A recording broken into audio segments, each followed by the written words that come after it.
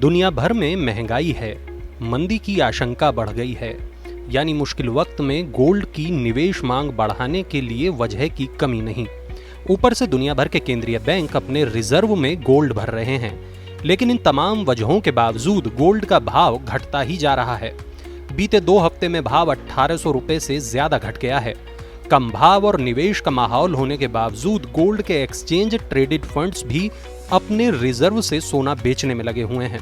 दुनिया भर के गोल्ड एक्सचेंज ट्रेडेड फंड्स ने जुलाई के दौरान लगातार तीसरे महीने अपने रिजर्व से सोना बेचा है। इस साल अप्रैल तक दुनिया भर के गोल्ड ETFs के पास 3874 टन से ज्यादा गोल्ड रिजर्व था, लेकिन जुलाई अंत में रिजर्व घटकर 3708 टन के करीब बचा है।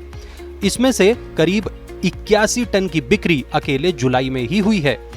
गोल्ड के ETFs की बिकवाली के बावजूद दुनिया भर के कई केंद्रीय बैंकों ने सोने का भाव घटा हुआ देख अपनी खरीदारी बढ़ा दी है।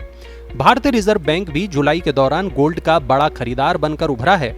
RBI ने जुलाई के दौरान 13.4 टन गोल्ड की खरीद की है और कुल गोल्ड रिजर्व 783.1 टन की रिकॉर्ड ऊंचाई पर पहुंच गया है। सिर्फ केंद्रीय बैंक ही नहीं बल्कि स्पॉट मार्केट में भी सोने की मांग बढ़ी है। गोल्ड के बड़े निर्यातक देश स्विट्जरलैंड ने जुलाई के दौरान गोल्ड के सबसे बड़े कंज्यूमर चीन को 80 टन से ज्यादा सोना एक्सपोर्ट किया है और स्विट्जरलैंड से चीन को हुआ ये मासिक एक्सपोर्ट 67 महीने में सबसे ज्यादा है।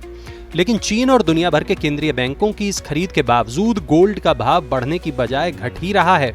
जानकार इसके लिए डॉलर की मजबूती को वजह मान रहे हैं। ऑगमोंट गोल्ड की रिसर्च हेड रनीशा चेनानी का कहना है कि इस साल मंदी और महंगाई में सुरक्षित निवेश के लिए डॉलर ज्यादा बेहतर विकल्प बनकर उभरा है, जिस वजह से डॉलर में मजबूती आई है और गोल्ड के ETFs भी इसी वजह से गोल्ड बेचकर डॉलर में निवेश बढ़ा रहे हैं। हालांकि रनीशा का मानना है कि लंबी अवधि में गोल्ड में तेजी आ सकती है और इसी वजह से दुनिया भर के केंद्रीय बैंक उसमें अपनी खरीद बढ़ाने में लगे हैं। गोल्ड के भाव का पुराना ट्रेंड देखें तो दुनिया भर में आर्थिक चुनौती बढ़ने के समय इसका भाव भी बढ़ा है। इस बार भी उम्मीद है कि मंदी और महंगाई की वजह से लंबी अवधि में इसके भाव को सहारा मिले। मनी 9 के लिए मनोज शर्मा की रिपोर्ट।